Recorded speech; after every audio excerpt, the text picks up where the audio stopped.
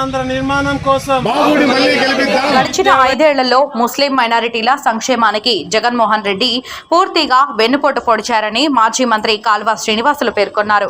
రాయదుర్గం పట్టణంలోని ఎన్నికల ప్రచారంలో భాగంగా ప్రజల్లో తెదేపా పార్టీ పాలనకు మక్కువ చూపుతున్నారని, ముఖ్యంగా మహిళలు తెలుగుదేశం పాలనతోనే సురక్షిత పాలన సాధ్యమని అడుగడుగునా పార్టీకి మద్దతు పలుకుతున్నారని రాయదుర్గం తెదేపా అభ్యర్థి కాలువ శ్రీనివాసులు పేర్కొన్నారు.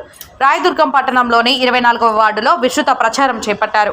రాష్ట్రంలో వైసీపీ 5 సంవత్సరాల పరిపాలనలో సర్వనాశనమైందని ప్రజలు తమ స్వేచ్ఛ అభిప్రాయాన్ని వెలువడిస్తున్నారన్నారు. ఏ ఇంటికి పోయినా, ఏ గ్రామానికి పోయినా ప్రజలందరూ తెలుగుదేశం పార్టీ మళ్లీ అధికారంలోకి రావాలని కోరుకుంటున్నారన్నారు. జరగబోయే సార్వత్రిక ఎన్నికల్లో తెలుగుదేశం పార్టీని రాయదుర్గం నియోజకవర్గంలో అత్యధిక మెజారిటీతో గెలిపించాలని ఆయన కోరారు. ప్రచారంలో భాగంగా మైనార్టీల దగ్గరికి వెళ్ళినప్పుడు ముస్లింలలో చాలా సానుకూలమైన వాతావరణం కనిపిస్తూ ఉంది. ఎందుకంటే మైనార్టీ సంక్షేమానికి గడిచిన 5 సంవత్సరాల కాలంలో పూర్తిగా వెన్నుపోటు పొడిచాడు జగన్మోహన్ రెడ్డి. మైనార్టీలకు పెద్దపీట వేస్తామని, సంక్షేమానికి అధిక ప్రాధాన్యం ఇస్తామని చెప్పి అమలు విషయానికి వచ్చేటప్పటికి మేమిచ్చే సబ్సిడీ లోన్లు మైనార్టీ కార్పొరేషన్ను నిర్వీర్యం చేసి సబ్సిడీ రుణాలు రాకుండా చేశాడు. దుల్హన్ పథకాన్ని నిబంధనల చట్రంలో ఇరికించి ఎవరికి రాకోకుండా చేశాడు. అట్లాగే రంజాన్ తోఫా తీసేశాడు. మసీదులకు మరమ్మతులు మేము చేసిందే తప్ప ఈ 5 ఏళ్లలో ఎక్కడ కూడా కొత్తగా మరమ్మతులు చేసిన పని లేదు.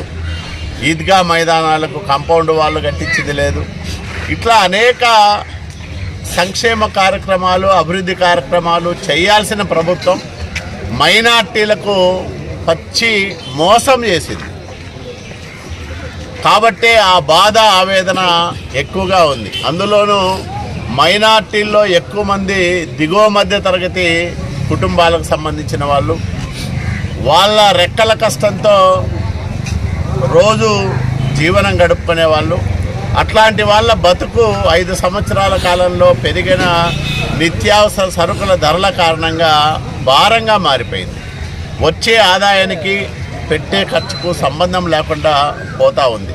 పెరిగిన కరెంటు ఛార్జీలు కానీ, అట్లాగే నిత్యావసర సరుకుల ధరలు కానీ, ఇవన్నీ కూడా ముస్లిం సగటు కుటుంబ ఆర్థిక వ్యవస్థను చిన్నాభిన్నం చేసినాయి.